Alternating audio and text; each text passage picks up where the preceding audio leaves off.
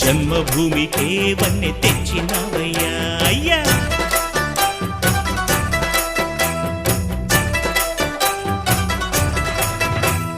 మట్టి నుంచి పుట్టి పెరిగి మనిషైన వాణ్ణి, కట్టుబట్టలుంటే చాలు అనుకున్న వాణ్ణి, సాటివారి సేవకై బ్రతికున్న వాణ్ణి.